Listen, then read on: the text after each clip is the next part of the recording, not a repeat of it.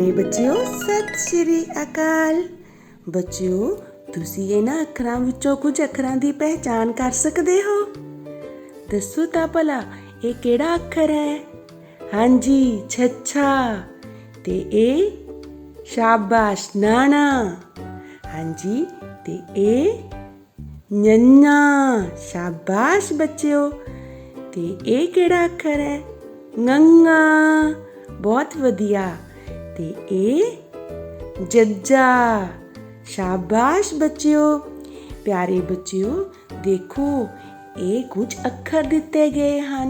तुसी इन्हां अखरां दे नाल दिते बिंदुआं नूं वर्णमाला तरतीब च मिलाउणा है। तां देखदे हां की बनदा है।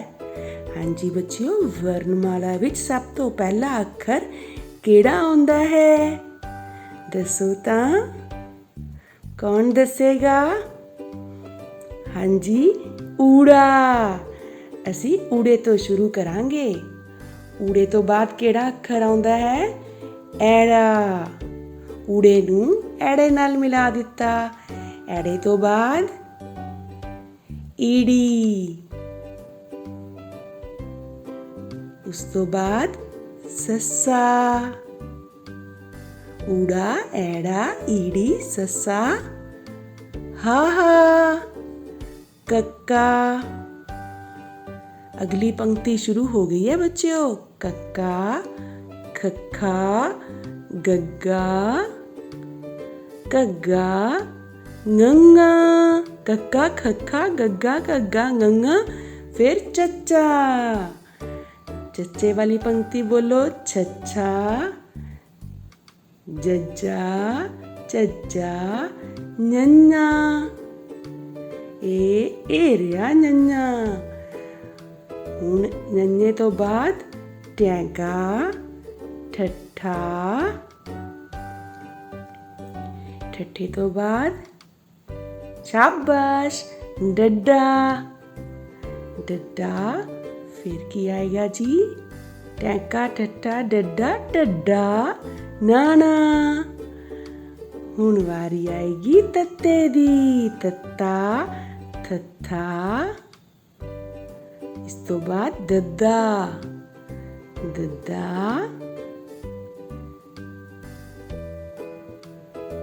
तद्दा। ते नन्ना कित्थे है? ए रहा। ए सी नन्ना। प्यारे बच्चों किसकी तस्वीर बन गई है? हाँ जी मच्छी दी। तुसी सारे बच्चियां ने इसे तरह तस्वीर बनाउणी है तुहाडी पाठ पुस्तक विच। प्यारे बच्चों हुण तुसी अपनी पंजाबी दी पाठ पुस्तक दा पन्ना नंबर 39 खोलो ते वर्णमाला तरतीब अनुसार बिंदु मिला के तस्वीर विच रंग भरो। अच्छा प्यारे बच्चों धन्नवाद। फिर मिलांगे।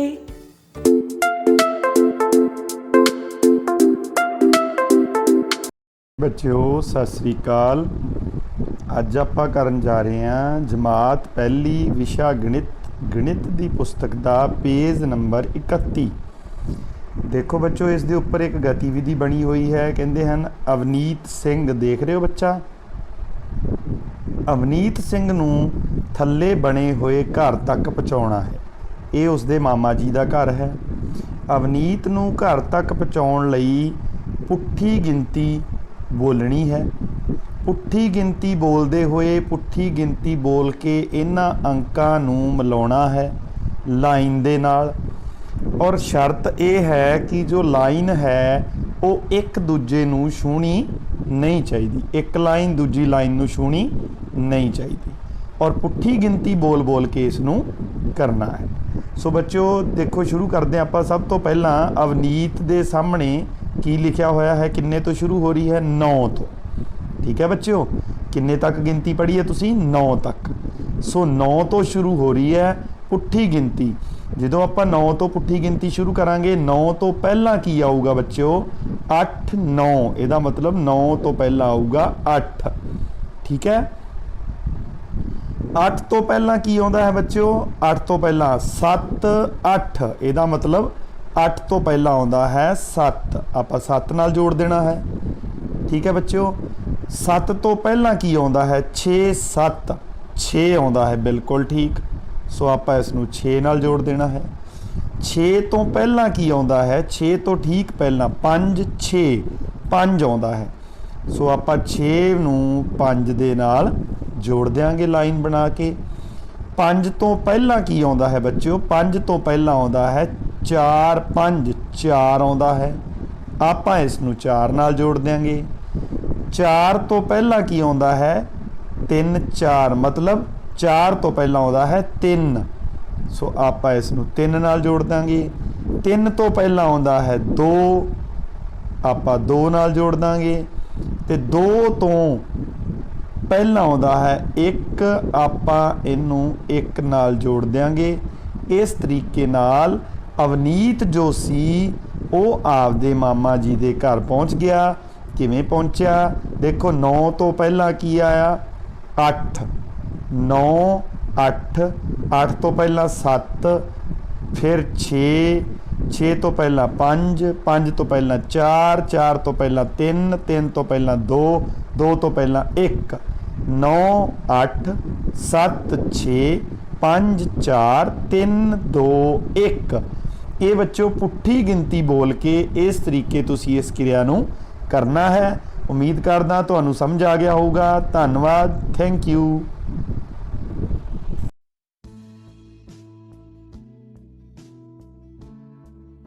Sukhman, today our Rachna ma'am will help us to do an interesting activity. Oh, that's great! What are we waiting for?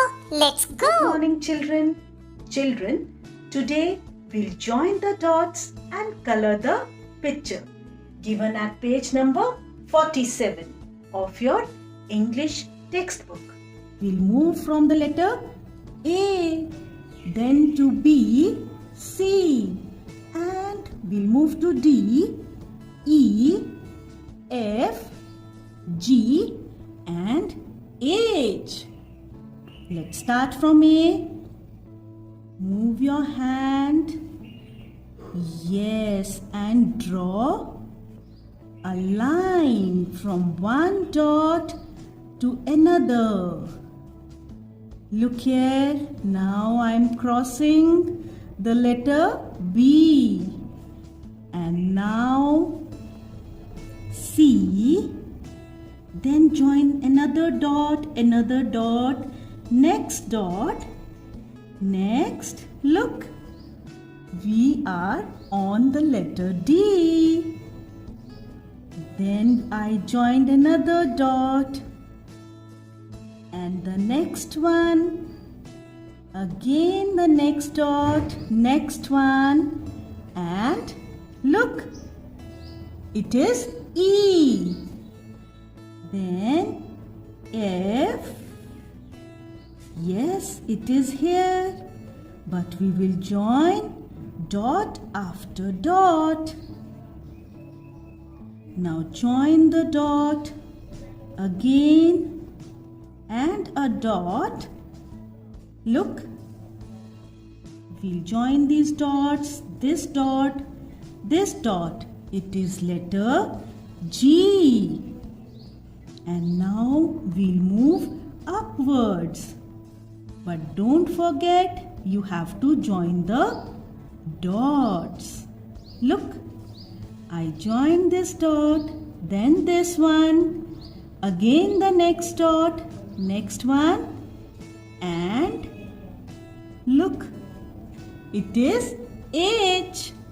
Oh, some dots are left. We will join them too. Look here. Yes. Yes, yes, yes, we have done it. And children, you can color this picture too. Ma'am, I think it is an aeroplane. Yes, ma'am. It is an aeroplane. Absolutely right. A big clap. Great. Very good. So now it's time for your homework. Children, in your homework you will join the dots and color the picture given at page number 47 of your English text and write a complete page for letter A to H in your notebook. I'll meet you again. Till then, keep learning. Bye-bye.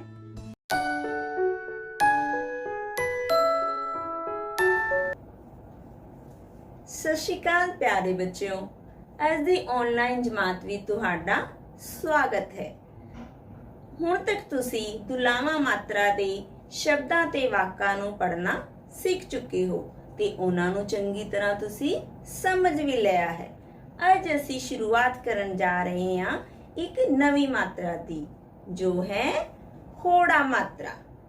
ਤੇ ਅੱਜ ਅਸੀਂ ਸ਼ੁਰੂਆਤ ਕਰਦੇ ਹਾਂ ਹੋੜਾ ਮਾਤਰਾ ਦੇ ਸ਼ਬਦਾਂ ਨੂੰ ਪੜ੍ਹਨ ਤੋਂ। ਆਓ ਸ਼ੁਰੂ ਕਰਦੇ ਹਾਂ। ਢੋਲ, ਢੋਲ, ਨੋਟ, ਨੋਟ, ਤੋਤਾ, ਤੋਤਾ, ਘੋੜਾ, ਘੋੜਾ, ਮੋਟਾ, ਮੋਟਾ, ਰੋਟੀ, ਰੋਟੀ, ਸੋਟੀ, ਸੋਟੀ, ਤੋਰੀ, ਤੋਰੀ, ਚੋਰੀ, ਚੋਰੀ, ਬੋਰੀ, ਬੋਰੀ, ਬੋਤਲ, ਬੋਤਲ, ਦੋਸਤ, ਦੋਸਤ, ਭੋਜਨ, ਭੋਜਨ, ਬੋਹੜ, ਬੋਹੜ, ਕਟੋਰੀ, ਕਟੋਰੀ, ਸਮੋਸਾ, ਸਮੋਸਾ, ਟੋਕਰੀ, ਟੋਕਰੀ, ਮੋਰਨੀ, ਮੋਰਨੀ, ਲੋਹੜੀ, ਲੋਹੜੀ, ਕੋਇਲ, ਕੋਇਲ। ਬੱਚਿਓ, ਹੁਣ ਆਈ ਬਾਰੀ ਘਰ ਦੇ ਕੰਮ ਦੀ। ਤੁਸੀਂ ਅੱਜ ਕਿਤਾਬ ਵਿੱਚ ਦਿੱਤੇ ਪੰਨਾ ਨੰਬਰ 19 ਉੱਤੇ ਹੋੜਾ ਮਾਤਰਾ ਦੇ ਸ਼ਬਦ ਪੜ੍ਹਨ ਦਾ ਅਭਿਆਸ ਕਰਨਾ ਹੈ। ਧੰਨਵਾਦ ਬੱਚਿਓ।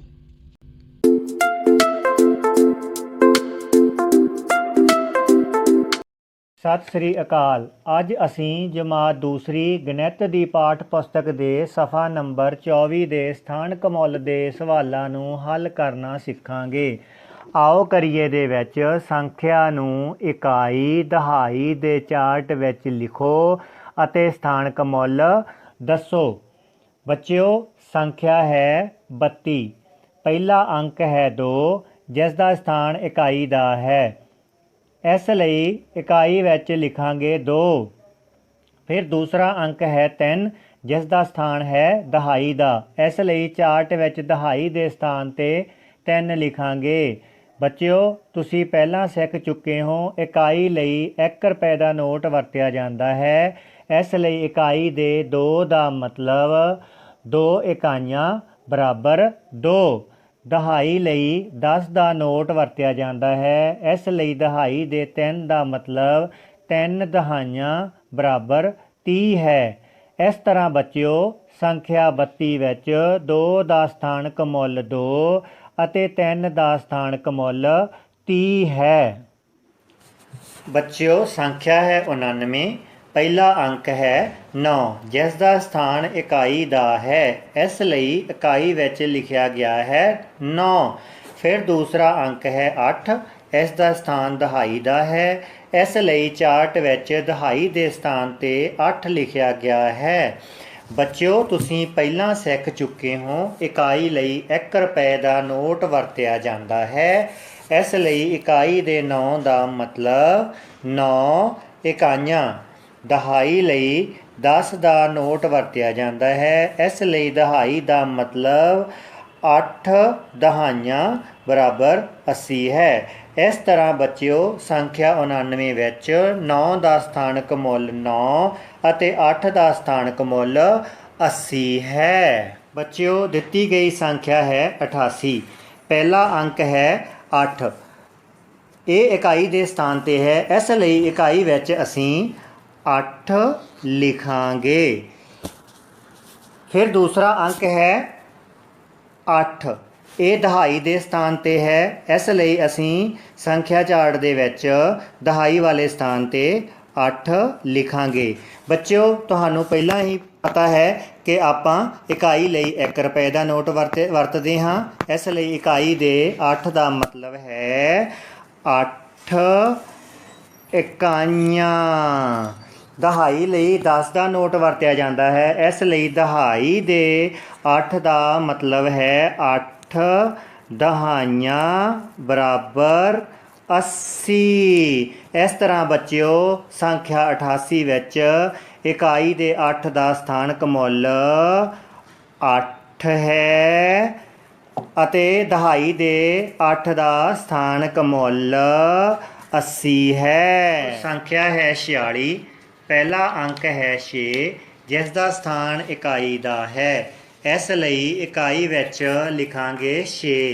ਫਿਰ ਦੂਸਰਾ ਅੰਕ ਹੈ 4 ਜਿਸ ਦਾ ਸਥਾਨ ਦਹਾਈ ਦਾ ਹੈ, ਇਸ ਲਈ ਚਾਰਟ ਵਿੱਚ ਦਹਾਈ ਦੇ ਸਥਾਨ ਤੇ ਲਿਖਾਂਗੇ 4। ਬੱਚਿਓ ਤੁਸੀਂ ਪਹਿਲਾਂ ਸਿੱਖ ਚੁੱਕੇ ਹੋ ਇਕਾਈ ਲਈ 1 ਰੁਪਏ ਦਾ ਨੋਟ ਵਰਤਿਆ ਜਾਂਦਾ ਹੈ, ਇਸ ਲਈ ਇਕਾਈ ਦੇ 6 ਦਾ ਮਤਲਬ 6 ਇਕਾਈਆਂ ਬਰਾਬਰ 6। ਦਹਾਈ ਲਈ 10 ਦਾ ਨੋਟ ਵਰਤਿਆ ਜਾਂਦਾ ਹੈ, ਇਸ ਲਈ ਦਹਾਈ ਦੇ 10 ਦਾ ਮਤਲਬ 4 ਦਹਾਈਆਂ ਬਰਾਬਰ 40 ਹੈ। ਇਸ ਤਰ੍ਹਾਂ ਬੱਚਿਓ ਸੰਖਿਆ 46 ਵਿੱਚ 6 ਦਾ ਸਥਾਨਕ ਮੁੱਲ 6 ਅਤੇ 4 ਦਾ ਸਥਾਨਕ ਮੁੱਲ 40 ਹੈ। ਬੱਚਿਓ ਸੰਖਿਆ ਹੈ 57। ਪਹਿਲਾ ਅੰਕ ਹੈ 7 ਜਿਸ ਦਾ ਸਥਾਨ ਇਕਾਈ ਦਾ ਹੈ, ਇਸ ਲਈ ਇਕਾਈ ਵਿੱਚ ਲਿਖਾਂਗੇ 7। ਫਿਰ ਦੂਸਰਾ ਅੰਕ ਹੈ 5 ਜਿਸ ਦਾ ਸਥਾਨ ਦਹਾਈ ਦਾ ਹੈ, ਇਸ ਲਈ ਚਾਰਟ ਵਿੱਚ ਦਹਾਈ ਦੇ ਸਥਾਨ ਤੇ 5 ਲਿਖਾਂਗੇ। ਬੱਚਿਓ ਤੁਸੀਂ ਪਹਿਲਾਂ ਸਿੱਖ ਚੁੱਕੇ ਹੋ ਇਕਾਈ ਲਈ 1 ਰੁਪਏ ਦਾ ਨੋਟ ਵਰਤਿਆ ਜਾਂਦਾ ਹੈ, ਇਸ ਲਈ ਇਕਾਈ ਦੇ 7 ਦਾ ਮਤਲਬ ਹੈ 7 ਇਕਾਈਆਂ। ਦਹਾਈ ਲਈ 10 ਦਾ ਨੋਟ ਵਰਤਿਆ ਜਾਂਦਾ ਹੈ, ਇਸ ਲਈ ਦਹਾਈ ਦੇ 5 ਦਾ ਮਤਲਬ ਹੈ 5 ਦਹਾਈਆਂ ਬਰਾਬਰ 50। ਇਸ ਤਰ੍ਹਾਂ ਬੱਚਿਓ ਸੰਖਿਆ 57 ਵਿੱਚ 7 ਦਾ ਸਥਾਨਕ ਮੁੱਲ 7 ਅਤੇ 5 ਦਾ ਸਥਾਨਕ ਮੁੱਲ 50 ਹੈ। ਹੁਣ ਆਪਾਂ ਪੂਰਾ ਅਭਿਆਸ ਕਰ ਲਿਆ ਹੈ। ਇਸ ਤਰ੍ਹਾਂ ਸੰਖਿਆ ਨੂੰ ਇਕਾਈ ਦਹਾਈ ਦੇ ਚਾਰਟ ਵਿੱਚ ਲਿਖਣਾ ਸਿੱਖ ਲਿਆ ਹੈ ਤੇ ਸਥਾਨਕ ਮੁੱਲ ਬਾਰੇ ਵੀ ਸਿੱਖ ਲਿਆ ਹੈ। ਉਮੀਦ ਹੈ ਤੁਹਾਨੂੰ ਇਹ ਚੰਗੀ ਤਰ੍ਹਾਂ ਸਮਝ ਆਇਆ ਹੋਵੇਗਾ ਅਤੇ ਇਸ ਨੂੰ ਤੁਸੀਂ ਆਪਣੀ ਅਭਿਆਸ ਪੁਸਤਕ ਦੇ ਵਿੱਚ ਹੱਲ ਕਰੋਗੇ। ਧੰਨਵਾਦ।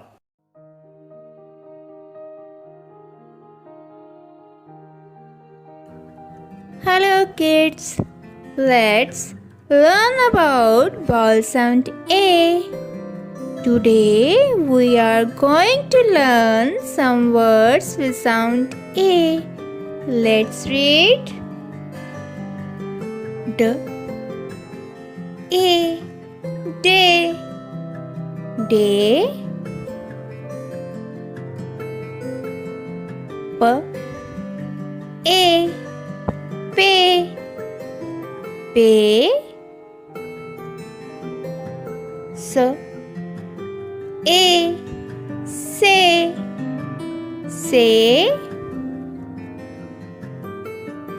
र ए रे रे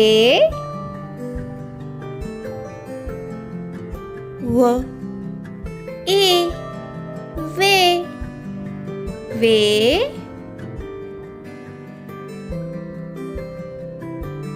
ल ए ले ले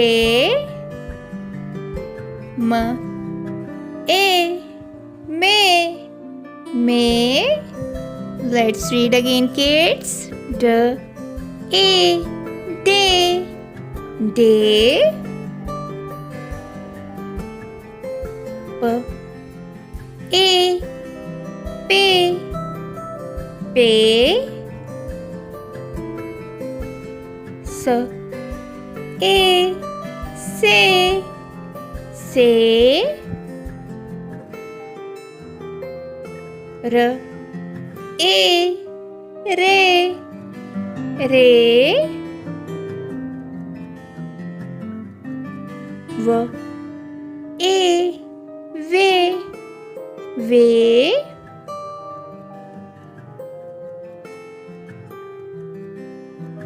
ल ए ले ले म ए me. Kids, let's read once again. Day pay say re ve may lay. It's time for homework. Kids, write down these words in your notebook. Keep learning. Thank you.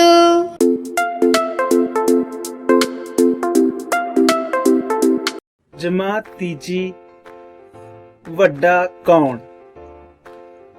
ਇੱਕ ਵਾਰ ਹੱਥ ਦੀਆਂ ਉਂਗਲਾਂ ਵਿੱਚ ਬਹਿਸ ਹੋ ਗਈ। ਅੰਗੂਠਾ ਆਖਣ ਲੱਗਾ, ਮੈਂ ਸਭ ਉਂਗਲਾਂ ਵਿੱਚੋਂ ਵੱਡਾ ਹਾਂ। ਉਹਦੇ ਨਾਲ ਵਾਲੀ ਉਂਗਲ ਆਖਣ ਲੱਗੀ, ਨਹੀਂ ਤੂੰ ਨਹੀਂ, ਸਭ ਤੋਂ ਵੱਡੀ ਮੈਂ ਹਾਂ। ਬਾਕੀ ਤਿੰਨ ਉਂਗਲਾਂ ਨੇ ਵੀ ਇਸੇ ਤਰ੍ਹਾਂ ਆਪਣੇ ਆਪ ਨੂੰ ਵੱਡਾ ਆਖਿਆ। ਜਦੋਂ ਫੈਸਲਾ ਨਾ ਹੋ ਸਕਿਆ ਤਾਂ ਸਾਰੇ ਪੰਚਾਇਤ ਕੋਲ ਜਾ ਪੁੱਜੇ। ਸਰਪੰਚ ਨੇ ਅੰਗੂਠੇ ਨੂੰ ਪ੍ਰਸ਼ਨ ਕੀਤਾ, ਬਈ ਅੰਗੂਠੇ, ਤੂੰ ਕਿਵੇਂ ਵੱਡਾ ਹੋ ਗਿਆ?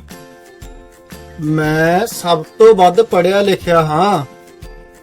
ਅਨਪੜ੍ਹ ਲੋਕ ਦਸਖਤ ਕਰਨ ਦੀ ਥਾਂ ਮੇਰੀ ਹੀ ਵਰਤੋਂ ਕਰਦੇ ਹਨ। ਲੈ, ਮੈਂ ਵੱਡੀ ਹਾਂ। ਮੈਂ ਦੱਸਦੀ ਹਾਂ ਕਿ ਪਰਮਾਤਮਾ ਇੱਕ ਹੈ। ਕਿਸੇ ਵੱਲ ਇਸ਼ਾਰਾ ਕਰਨ ਲਈ ਵੀ ਮੇਰੀ ਹੀ ਵਰਤੋਂ ਕੀਤੀ ਜਾਂਦੀ ਹੈ। ਮੈਨੂੰ ਤਾਂ ਸਾਰੇ ਵੱਡੀ ਕਹਿੰਦੇ ਹੀ ਹਨ, ਭਾਵੇਂ ਤੁਸੀਂ ਆਪ ਹੀ ਵੇਖ ਲਓ। ਕੱਦ ਵਿੱਚ ਮੈਂ ਸਭ ਤੋਂ ਵੱਡੀ ਹਾਂ। ਮੈਂ ਇਸ ਲਈ ਵੱਡੀ ਹਾਂ ਕਿ ਮੇਰੇ ਵਿੱਚ ਲੋਕ ਸੋਨੇ, ਚਾਂਦੀ, ਹੀਰੇ ਆਦਿ ਦੀਆਂ ਅੰਗੂਠੀਆਂ ਪਾਉਂਦੇ ਨੇ। ਮੈਂ ਇਸ ਲਈ ਵੱਡੀ ਹਾਂ ਕਿਉਂਕਿ ਮੈਂ ਸਭ ਨਾਲ ਮਿਲ ਕੇ ਚੱਲਦੀ ਹਾਂ। ਮੁੱਠੀ ਮਿਚਣ ਵੇਲੇ ਭਲਾ ਮੈਂ ਕਿਹੜਾ ਪਿੱਛੇ ਰਹਿੰਦੀ ਹਾਂ। ਧਰਤੀ ਉੱਤੇ ਖਿਲਰੇ ਦਾਣਿਆਂ ਨੂੰ ਪੂੰਝਣ ਵੇਲੇ ਮੈਂ ਹੀ ਤਾਂ ਘਿਸਰਦੀ ਹਾਂ। ਪੰਚਾਇਤ ਸੋਚੀ ਪੈ ਗਈ। ਫਿਰ ਸਰਪੰਚ ਨੇ ਕਿਹਾ, ਹਾਂ ਬਈ, ਇੱਥੋਂ ਇੱਕ ਥਾਲੀ ਵਿੱਚ ਲੱਡੂ ਲੈ ਕੇ ਆਓ। ਹਾਂ ਬਈ ਗੁੱਠਿਆ, ਇੱਕ ਲੱਡੂ ਚੁੱਕ ਕੇ ਦਿਖਾ। ਅੰਗੂਠੇ ਨੇ ਬਹੁਤ ਯਤਨ ਕੀਤਾ, ਪਰ ਉਹ ਲੱਡੂ ਨਾ ਚੁੱਕ ਸਕਿਆ। ਫਿਰ ਅੰਗੂਠੇ ਦੇ ਨਾਲ ਵਾਲੀ ਉਂਗਲ ਨੂੰ ਆਖਿਆ ਗਿਆ, ਉਹ ਵੀ ਲੱਡੂ ਨਾ ਚੁੱਕ ਸਕੀ। ਇਸ ਪ੍ਰਕਾਰ ਵਾਰੀ-ਵਾਰੀ ਸਾਰੀਆਂ ਉਂਗਲਾਂ ਨੂੰ ਲੱਡੂ ਚੁੱਕਣ ਲਈ ਆਖਿਆ। ਕੋਈ ਵੀ ਇਕੱਲੀ ਉਂਗਲ ਲੱਡੂ ਨਾ ਚੁੱਕ ਸਕੀ। ਅੰਤ ਵਿੱਚ ਸਰਪੰਚ ਨੇ 5 ਉਂਗਲਾਂ ਨੂੰ ਆਖਿਆ, ਹਾਂ ਬਈ, ਹੁਣ ਤੁਸੀਂ ਸਾਰੇ ਜਾਣੇ ਮਿਲ ਕੇ ਲੱਡੂ ਚੁੱਕ ਕੇ ਦਿਖਾਓ। 5 ਉਂਗਲਾਂ ਨੇ ਮਿਲ ਕੇ ਲੱਡੂ ਚੁੱਕ ਲਿਆ। ਸਰਪੰਚ ਆਖਣ ਲੱਗਾ, ਤੁਸੀਂ ਸਾਰਿਆਂ ਨੇ ਵੱਖ-ਵੱਖ ਹੋ ਕੇ ਯਤਨ ਕੀਤਾ, ਪਰ ਤੁਸੀਂ ਲੱਡੂ ਨਹੀਂ ਚੁੱਕ ਸਕੇ। ਜਦੋਂ ਸਾਰਿਆਂ ਨੇ ਮਿਲ ਕੇ ਯਤਨ ਕੀਤਾ ਤਾਂ ਆਸਾਨੀ ਨਾਲ ਲੱਡੂ ਚੁੱਕ ਲਿਆ। ਇਸ ਲਈ ਤੁਹਾਡੇ ਵਿੱਚੋਂ ਕੋਈ ਵੀ ਇੱਕ ਵੱਡਾ ਨਹੀਂ ਹੈ। ਤੁਸੀਂ ਮਿਲ ਕੇ ਚੱਲਦੇ ਹੋ ਤਾਂ ਸਾਰੇ ਹੀ ਵੱਡੇ ਹੋ। ਇਹ ਵੀ ਸਮਝ ਲਓ, ਏਕਤਾ ਨਾਲ ਮਿਲ ਜੁਲ ਕੇ ਰਹੋ ਤਾਂ ਕੋਈ ਵੀ ਕੰਮ ਔਖਾ ਨਹੀਂ। ਏਕਤਾ ਵਿੱਚ ਹੀ ਸ਼ਕਤੀ ਹੁੰਦੀ ਹੈ। ਬੱਚਿਓ, ਤੀਜੀ ਜਮਾਤ ਦੇ ਗਣਿਤ ਵਿਸ਼ੇ ਵਿੱਚ ਪੰਨਾ ਨੰਬਰ 31 ਤੇ ਵੱਖ-ਵੱਖ ਤਰੀਕਿਆਂ ਨਾਲ ਗਿਣਤੀ ਵਿੱਚ ਹੁਣ ਤੱਕ ਅਸੀਂ 2 ਅਤੇ 3 ਦੀ ਛਾਲ ਬਾਰੇ ਸਿੱਖ ਚੁੱਕੇ ਹਾਂ। ਅੱਜ ਅਸੀਂ 5 ਅਤੇ 10 ਦੀ ਛਾਲ ਬਾਰੇ ਜਾਣਾਂਗੇ। ਹਾਂਜੀ ਬੱਚਿਓ, ਬੰਨੀ ਹੁਣ ਹੋਰ ਵੀ ਵੱਡੀਆਂ ਛਾਲਾਂ ਲਗਾਉਣ ਲੱਗ ਪਿਆ ਹੈ। ਤਾਂ ਦੇਖੀਏ ਫਿਰ ਕਿਸ ਤਰ੍ਹਾਂ ਦੀ ਛਾਲਾਂ ਲਗਾਉਂਦਾ ਹੈ ਬੰਨੀ। ਹਾਂਜੀ ਦੱਸੋ ਬੱਚਿਓ, ਬੰਨੀ ਕਿਹੜੇ ਅੰਕ ਤੇ ਹੈ? 1 ਤੇ। ਛਾਲ ਲਗਾਈ, ਕਿੱਥੇ ਪਹੁੰਚ ਗਿਆ? 6 ਤੇ। 6 ਤੋਂ ਬਾਅਦ 11 ਤੇ। 11 ਤੋਂ ਬਾਅਦ 16 ਤੇ 16 ਤੋਂ ਬਾਅਦ 21 ਤੇ। ਤਾਂ ਬੱਚਿਓ ਤੁਸੀਂ ਦੇਖਿਆ ਕਿ ਬੰਨੀ 4 ਅੰਕ ਛੱਡ ਕੇ 5ਵੇਂ ਅੰਕ ਤੇ ਛਾਲ ਲਗਾ ਰਿਹਾ ਹੈ। ਫਿਰ 4 ਅੰਕ ਛੱਡ ਕੇ 5ਵੇਂ ਅੰਕ ਤੇ ਛਾਲ ਲਗਾ ਰਿਹਾ ਹੈ। ਤਾਂ ਸਭ ਤੋਂ ਪਹਿਲਾਂ ਬੰਨੀ ਕਿਹੜੇ ਅੰਕ ਤੇ ਸੀ? 1 ਤੇ। 1 ਤੋਂ ਬਾਅਦ ਉਹਨੇ ਫਿਰ 4 ਅੰਕ ਛੱਡ ਕੇ 5ਵੇਂ ਤੇ ਛਾਲ ਲਗਾਈ ਤਾਂ ਕਿੱਥੇ ਪਹੁੰਚ ਗਿਆ? 6 ਤੇ। 6 ਤੋਂ ਬਾਅਦ ਉਹਨੇ ਫਿਰ ਛਾਲ ਲਗਾਈ, ਕਿੱਥੇ ਪਹੁੰਚ ਗਿਆ? 11 ਤੇ। ਤੇ 11 ਤੋਂ ਬਾਅਦ ਉਸਨੇ ਫਿਰ 4 ਅੰਕ ਛੱਡ ਕੇ ਫਿਰ ਛਾਲ ਲਗਾਈ 5ਵੇਂ ਤੇ, ਤਾਂ ਫਿਰ ਕਿੱਥੇ ਪਹੁੰਚਿਆ? 16 ਤੇ। ਤੇ 16 ਤੋਂ ਬਾਅਦ ਇਸੇ ਤਰ੍ਹਾਂ ਉਹ 21 ਤੇ ਪਹੁੰਚ ਗਿਆ।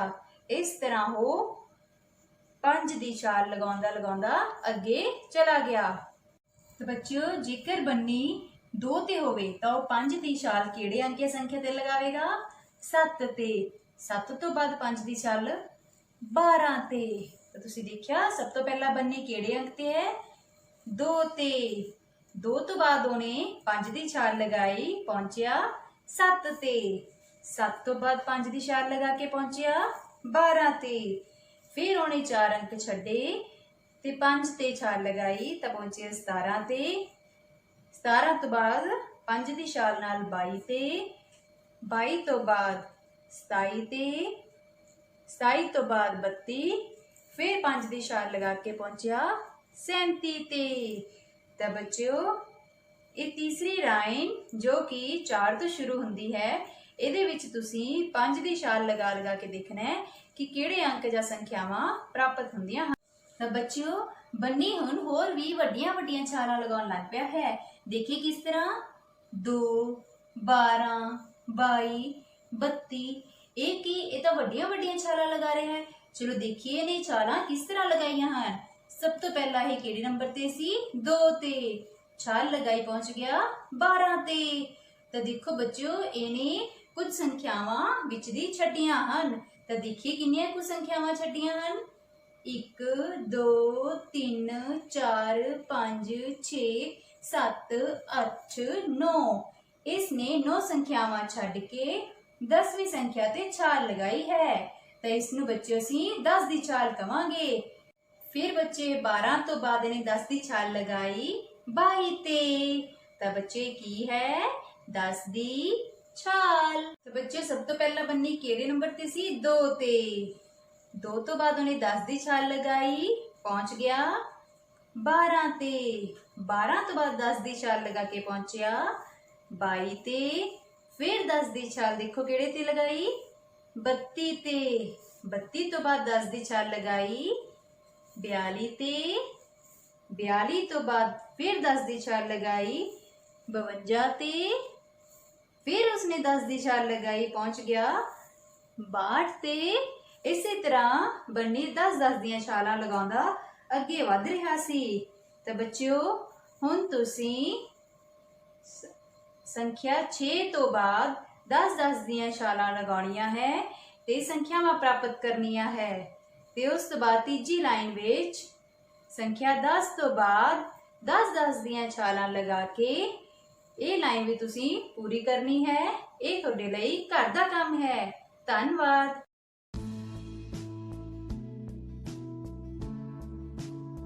Hello kids, do you remember these words?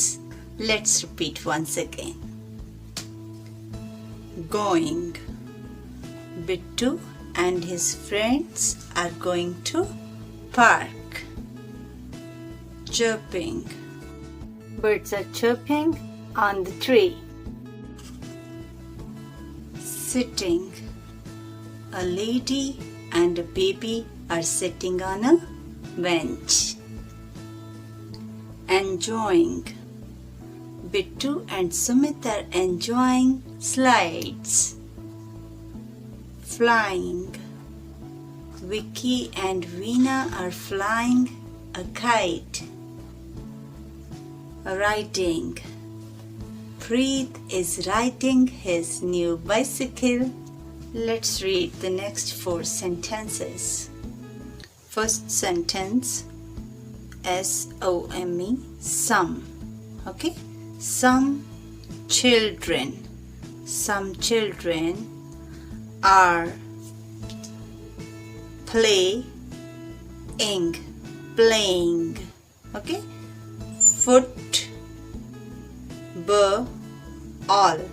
Ball, football.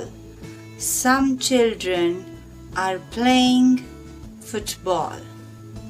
Second sentence, there are many kinds of flowers. There are many kinds of flowers.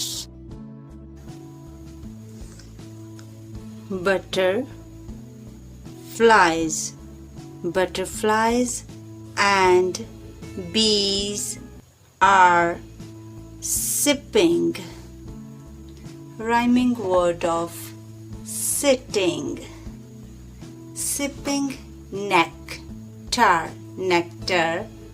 from the flowers. Butterflies and bees are sipping nectar flowers.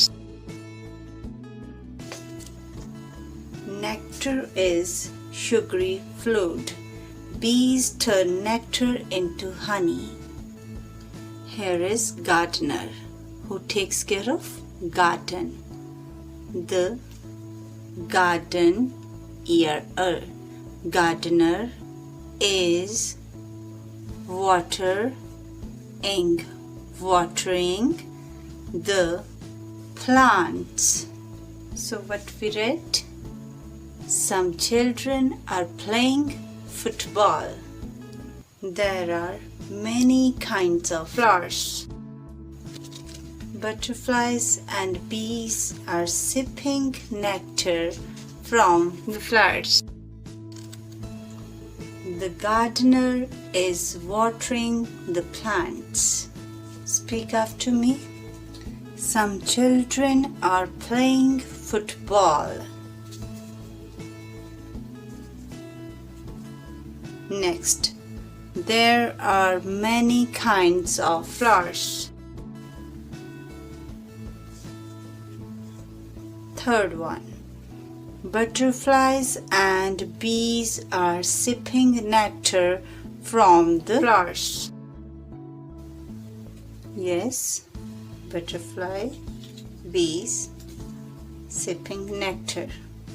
Fourth sentence, the gardener is watering the plants. Good.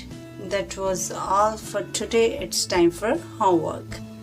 Write these words in the notebook and memorize them. Okay? Bye-bye. See you soon.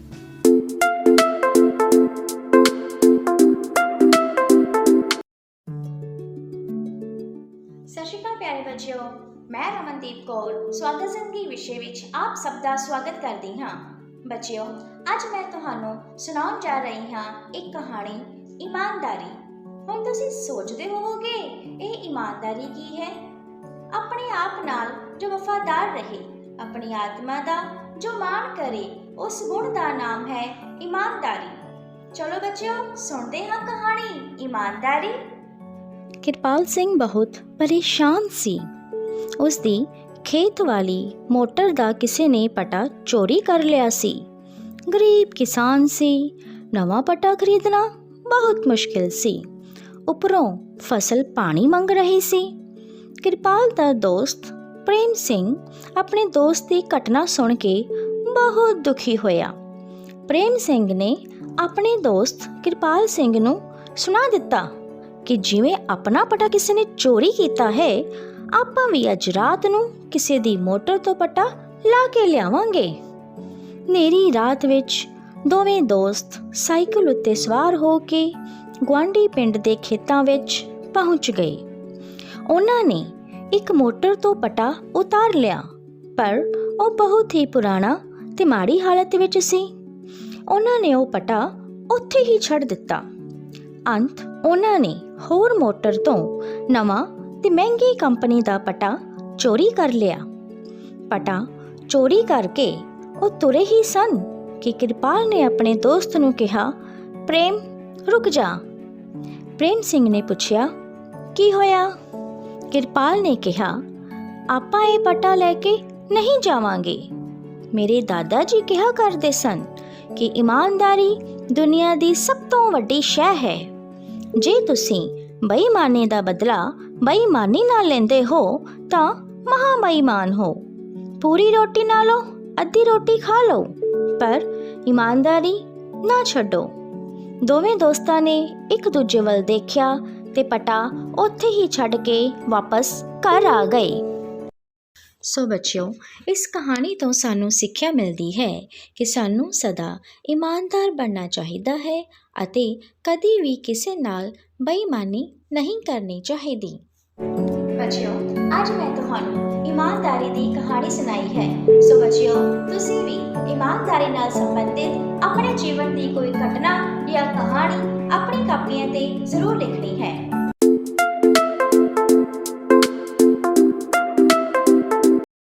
Punjabi जमात चौथी पाठ चौथा कविता हाथी। प्यारे बच्चों, तुसी हाथी कविता पढ़ चुके हो ते इसका अभ्यास भी तुसी कर लिया है। आओ आज आपां एक रोचक जी अभ्यासी क्रिया माइंड मैपिंग करदे। माइंड मैपिंग, जंगली जानवर। बच्चों, ਤੁਹਾਨੂੰ ਇਹ ਖਾਲੀ ਗੋਲੇ ਨਜ਼ਰ ਆ ਰਹੇ ਹਨ ਤਾਂ ਤੁਸੀਂ ਆਪਣੇ ਦਿਮਾਗ ਨਾਲ ਸੋਚ ਕੇ ਇਹਨਾਂ ਖਾਲੀ ਗੋਲਿਆਂ ਨੂੰ ਭਰਨਾ ਹੈ। ਤਾਂ ਚਲੋ ਜੀ, ਜੰਗਲੀ ਜਾਨਵਰਾਂ ਦੇ ਨਾਮ ਸੋਚਣੇ ਸ਼ੁਰੂ ਕਰੋ। ਸ਼ਾਬਾਸ਼। ਹਾਥੀ। ਸਾਰੇ ਬੱਚਿਆਂ ਨੇ ਹਾਥੀ ਕਵਿਤਾ ਪੜ੍ਹੀ ਹੈ ਤੇ ਹਾਥੀ ਦਾ ਨਾਮ ਸਭ ਤੋਂ ਪਹਿਲਾਂ ਯਾਦ ਆ ਗਿਆ, ਹਾਥੀ। ਹਾਂਜੀ, ਸਾਡੇ ਪਿੰਡ ਵਿੱਚ ਹਾਥੀ ਆਇਆ। ਲਓ ਜੀ, ਸਾਡੇ ਹਾਥੀ ਮਹਾਰਾਜ ਇੱਥੇ ਵੀ ਆ ਗਏ। ਹਾਂਜੀ ਬੱਚਿਓ, ਹੋਰ ਸੋਚੋ ਬਈ ਬੱਚਿਓ ਇਹ ਆਵਾਜ਼ ਕਿਸ ਚੀਜ਼ ਦੀ ਹੈ? ਡਰ ਤੇ ਨਹੀਂ ਨਾ ਲੱਗਿਆ?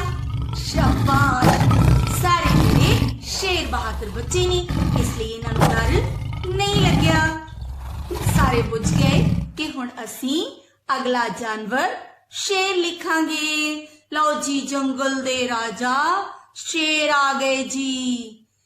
ਬੱਚਿਓ ਸ਼ੇਰ ਵਾਂਗ ਹੀ ਇੱਕ ਹੋਰ ਤਾਕਤਵਰ ਜਾਨਵਰ ਹੈ ਜੋ ਜੰਗਲ ਦੇ ਵਿੱਚ ਰਹਿੰਦਾ ਹੈ। ਹਾਂਜੀ, ਤੇ ਉਹ ਸਾਡਾ ਰਾਸ਼ਟਰੀ ਜਾਨਵਰ ਵੀ ਹੈ। ਸ਼ਾਬਾਸ਼, ਚੀਤਾ। ਸਾਰਿਆਂ ਨੇ ਬੁੱਝ ਲਿਆ ਜੀ। ਐ ਲਓ ਜੀ, ਇਹ ਹੈ ਚੀਤਾ। ਬੱਚਿਓ ਚੀਤੇ ਅਤੇ ਸ਼ੇਰ ਦੀ ਤਸਵੀਰ ਧਿਆਨ ਨਾਲ ਵੇਖੋ, ਦੋਵਾਂ ਦੇ ਵਿੱਚ ਬੜਾ ਅੰਤਰ ਹੈ। ਸ਼ੇਰ ਦੀ ਗਰਦਨ ਤੇ ਬਾਲ ਹਨ, ਚੀਤੇ ਦੇ ਸਰੀਰ ਤੇ ਧਾਰੀਆਂ ਹਨ, ਤੇ ਦੋਵੇਂ ਜੰਗਲ ਦੇ ਤਾਕਤਵਰ ਜਾਨਵਰ ਹਨ ਬੱਚਿਓ। ਹਾਂਜੀ ਬੱਚਿਓ, ਇੱਕ ਹੋਰ ਪਿਆਰਾ ਜਿਹਾ ਜਾਨਵਰ ਹੁੰਦਾ ਹੈ ਬੱਚਿਓ, ਬਹੁਤ ਸੋਹਣੀ ਉਸਦੀ ਚਾਲ ਹੁੰਦੀ ਹੈ। ਬਿਲਕੁਲ ਠੀਕ, ਸਾਰੇ ਬੁੱਝ ਗਏ ਜੀ, ਹਿਰਨ। ਕਿਉਂਕਿ ਹਿਰਨ ਦੀ ਤੋਰ ਬਹੁਤ ਪਿਆਰੀ ਹੁੰਦੀ ਹੈ ਤੇ ਹਿਰਨ ਆਪ ਵੀ ਬਹੁਤ ਸੋਹਣਾ ਜਾਨਵਰ ਹੈ। ਬੱਚਿਓ ਇੱਕ ਜਾਨਵਰ ਬੜਾ ਚਲਾਕ ਹੁੰਦਾ ਹੈ ਤੇ ਉਸ ਦੀਆਂ ਤੁਸੀਂ ਬਹੁਤ ਸਾਰੀਆਂ ਕਹਾਣੀਆਂ ਵੀ ਪੜ੍ਹੀਆਂ ਹੋਣਗੀਆਂ। ਤਾਂ ਉਸ ਚਲਾਕ, ਤੇਜ ਤੇ ਚਤੁਰ ਜਾਨਵਰ ਦਾ ਨਾਮ ਦੱਸੋ। ਸ਼ਾਬਾਸ਼, ਲੂੰਬੜੀ। ਤੁਸੀਂ ਕਹਾਣੀ ਪੜ੍ਹੀ ਹੈ ਨਾ, ਚਲਾਕ ਲੂੰਬੜੀ।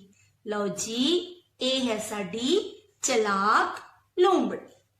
ਹਾਂਜੀ ਬੱਚਿਓ, ਇੱਕ ਜਾਨਵਰ ਅਜਿਹਾ ਹੁੰਦਾ ਹੈ ਬੱਚਿਓ, ਉਸ ਨੂੰ ਨਾ ਆਪਣੇ ਸਿੰਗਾਂ ਉੱਤੇ ਬੜਾ ਹੀ ਮਾਣ ਹੁੰਦਾ ਹੈ। ਹਾਂਜੀ, 12 ਸਿੰਗਾ। 12 ਸਿੰਗਾਂ ਦੇ ਬਹੁਤ ਸਾਰੇ ਸਿੰਗ ਹੁੰਦੇ ਨੇ ਤੇ ਇਸ ਨੂੰ ਆਪਣੇ ਸਿੰਗਾਂ ਤੇ ਬਹੁਤ ਮਾਣ ਹੁੰਦਾ ਹੈ। ਇਹ ਵੇਖੋ ਬੱਚਿਓ, ਇਸ ਦੇ ਸਿੰਗ ਵੇਖੋ। ਹਾਂਜੀ ਬੱਚਿਓ, ਤੁਹਾਨੂੰ ਡਮਰੂ ਵੱਜਣ ਦੀ ਆਵਾਜ਼ ਸੁਣਾਈ ਦੇ ਰਹੀ ਹੈ? ਹਾਂਜੀ, ਡਮਰੂ ਮਦਾਰੀ ਵਜਾ ਰਿਹਾ ਹੈ ਤੇ ਮਦਾਰੀ ਕਿਸ ਜਾਨਵਰ ਦਾ ਨਾਚ ਦਿਖਾਏਗਾ ਬਈ? ਸ਼ਾਬਾਸ਼, ਭਾਲੂ। ਭਾਲੂ ਦਾ ਨਾਚ ਮਦਾਰੀ ਦਿਖਾਏਗਾ। ਤੇ ਐ ਲੋ ਜੀ, ਇਹ ਆ ਗਏ ਸਾਡੇ ਭਾਲੂ। ਹਾਂਜੀ ਬੱਚਿਓ, ਇੱਕ ਹੋਰ ਜਾਨਵਰ ਸੋਚੋ ਬਈ, ਇੱਕ ਗੋਲਾ ਖਾਲੀ ਰਹਿ ਗਿਆ। ਹਾਂਜੀ, ਇੱਕ ਲੰਬੀ ਗਰਦਨ ਵਾਲਾ ਜਾਨਵਰ ਹੁੰਦਾ ਬੱਚਿਓ। ਬਿਲਕੁਲ ਠੀਕ, ਜਿਰਾਫ।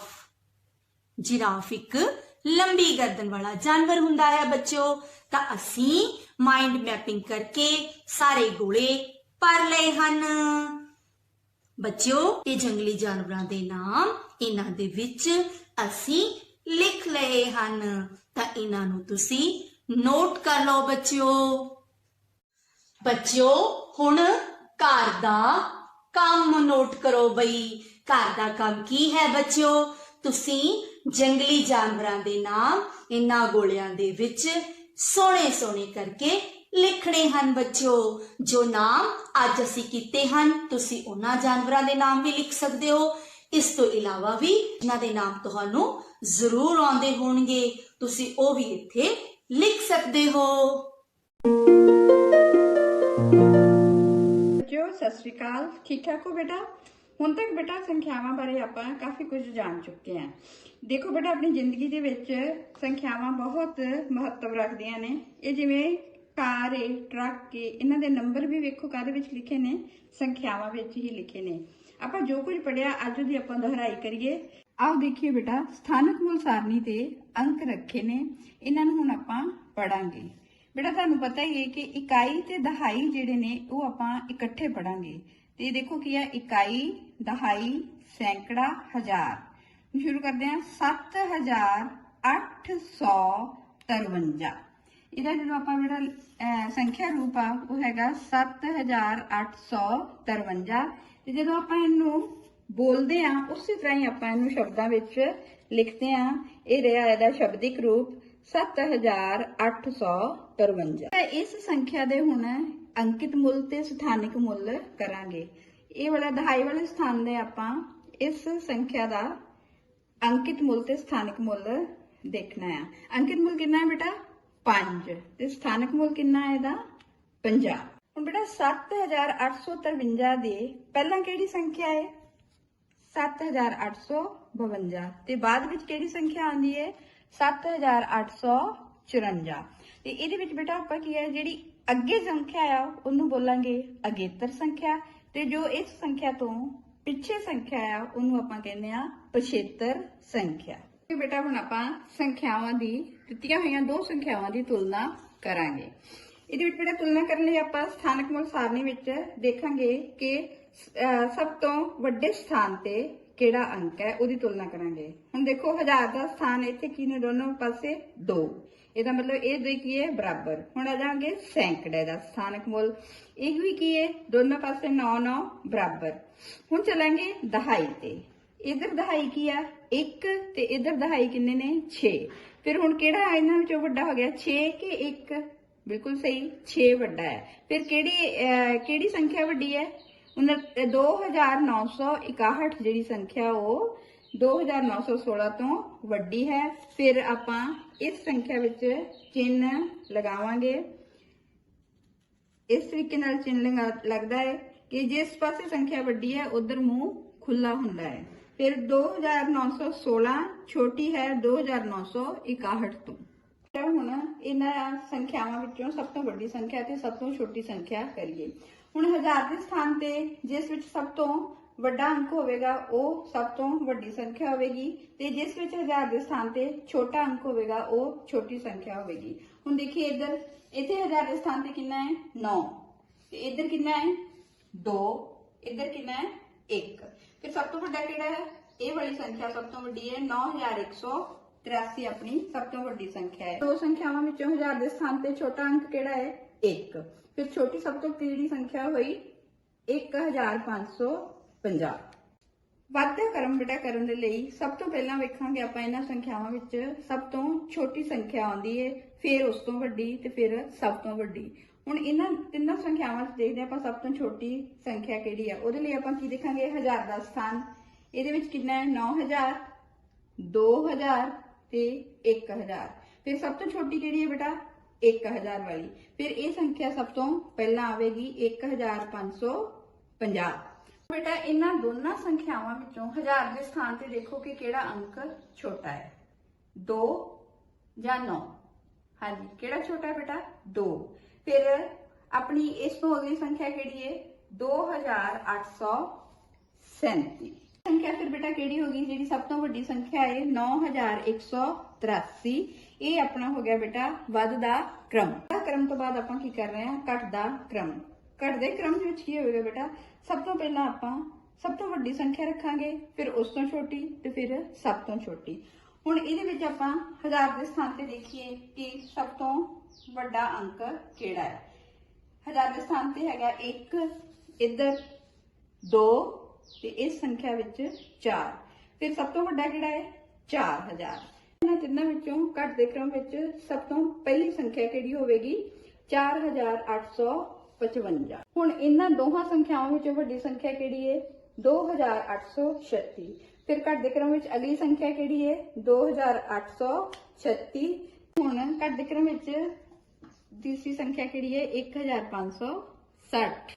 ਸੰਖਿਆਵਾਂ ਦੀ ਬੇਟਾ ਤੁਲਨਾ ਕਰਨ ਲੱਗੇ ਆਪਾਂ ਇਹ ਗੱਲ ਧਿਆਨ ਵਿੱਚ ਰੱਖਣੀ ਹੈ ਕਿ ਸਭ ਤੋਂ ਪਹਿਲਾਂ 1000 ਦਾ ਸਥਾਨ ਦੇਖਣਾ ਹੈ ਕਿ ਜੇਕਰ 1000 ਦੇ ਸਥਾਨ ਤੇ ਅੰਕ ਦੋਨੋਂ ਪਾਸੇ ਬਰਾਬਰ ਆ ਤਾਂ ਫਿਰ ਆਪਾਂ ਕਿਹੜਾ ਅੰਕ ਦੇਖਾਂਗੇ ਸੈਂਕੜੇ ਦੇ ਸਥਾਨ ਵਾਲਾ। ਜੇ ਸੈਂਕੜੇ ਦਾ ਸਥਾਨ ਦਾ ਵੀ ਅੰਕ ਬਰਾਬਰ ਹੈ ਤਾਂ ਫਿਰ ਆਪਾਂ ਕਿਹੜਾ ਅੰਕ ਦੇਖਾਂਗੇ ਦਹਾਈ ਦੇ ਸਥਾਨ ਤੇ। ਅਗਰ ਦਹਾਈ ਦਾ ਸਥਾਨ ਵੀ ਬਰਾਬਰ ਹੈ ਤਾਂ ਫਿਰ ਆਪਾਂ ਦੇਖਾਂਗੇ ਇਕਾਈ ਦਾ ਸਥਾਨ ਤੇ ਜੇਕਰ ਇਕਾਈ ਦਾ ਸਥਾਨ ਵੀ ਬਰਾਬਰ ਹੋਵੇ ਤਾਂ ਫਿਰ ਆਪਣੀ ਇਹ ਸੰਖਿਆ ਕੀ ਆ ਬਰਾਬਰ ਹੋਵੇ। ਉਮੀਦ ਹੈ ਬੇਟਾ ਹੁਣ ਤੱਕ ਤੁਹਾਨੂੰ ਦੁਹਰਾਈ ਜਿਹੜੀ ਆ ਦੁਬਾਰਾ ਸਮਝ ਆ ਚੁੱਕੀ ਹੋਵੇਗੀ। ਹੁਣ ਤੁਸੀਂ ਘਰ ਇਸੇ ਤਰ੍ਹਾਂ ਹੀ ਕਾਰਡ ਕੱਟ ਕੇ ਬਣਾ ਕੇ ਸਥਾਨਕ ਮੁੱਲ ਸਾਰਣੀ ਦੇ ਵਿੱਚ ਰੱਖ ਕੇ ਸਾਰੀ ਦੁਹਰਾਈ ਕਰਨੀ ਹੈ। ਘਟਦਾ ਕ੍ਰਮ ਵੱਧਦਾ ਕ੍ਰਮ ਸਭ ਤੋਂ ਵੱਡੀ ਸੰਖਿਆ ਸਭ ਤੋਂ ਛੋਟੀ ਸੰਖਿਆ। ਅੱਜ ਦੇ ਲਈ ਇੰਨਾ ਹੀ, ਫਿਰ ਮਿਲਾਂਗੇ। ਧੰਨਵਾਦ।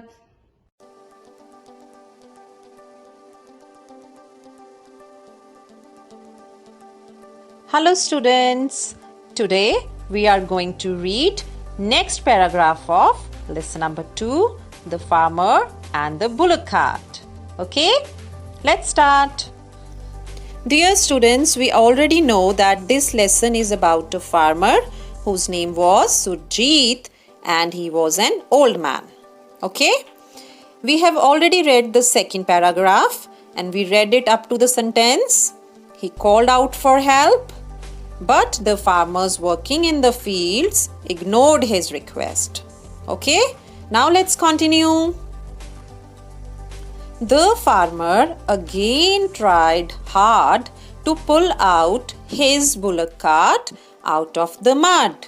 Students, Surjit once again tried hard to pull out his bullock cart out of the mud.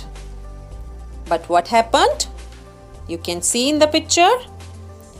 All his efforts were of no use. The bullock cart could not be pulled out of the mud. His efforts, his labor went useless. Okay? It was getting dark. The sun was about to set. It was getting dark. The farmer was old and weak. Students, we know that Surjit was old and weak. Still, he was struggling hard. Still, Surjit was trying hard to pull out his bullock cart out of the mud. Okay? Then what happened? In the meantime, two youngsters came. Two young men came and lent a helping hand. They came to help Surjit. Okay? The three of them successfully pulled out the bullock cart. Surjit and two young men, three of them pulled out the bullock cart out of the mud. Right? You can see in the picture. Then what happened? The farmer was happy. Surjit was happy and blessed the youngsters. Surjit blessed those two young men for helping him. Right? I hope you enjoyed the class. Okay. Now let's read it once again. The farmer again tried hard to pull out his bullock cart out of the mud, but all his efforts were of no use. It was getting dark. The farmer was old and weak. Still, he was struggling hard.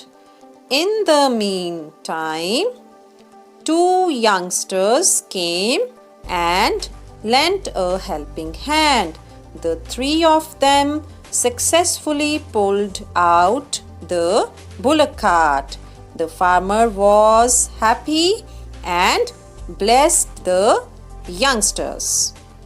Okay, students, now it's time for your homework. And your homework is make plural of the following words. And your words are farmer, bullock cart, wheel, field, day. Okay, kids? Do your homework properly and neatly. Have a nice day.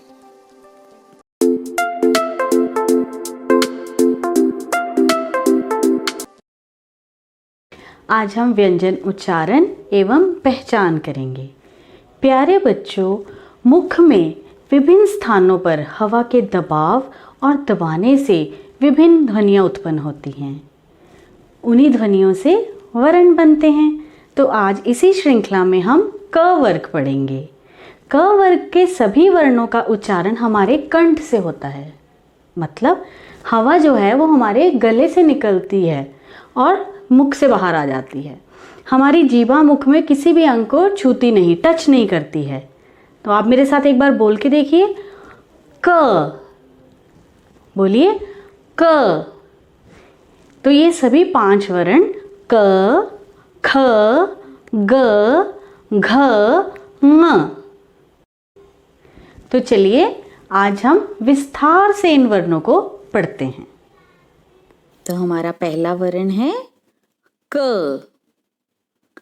क से कबूतर, डाल पे बैठा है, देखा है ना सबने कबूतर। क से कमल, कमल का फूल। क से कलम, जिससे आप लिखते हैं ना सभी बच्चे। क से ककड़ी, खाते हैं हम सब इसको।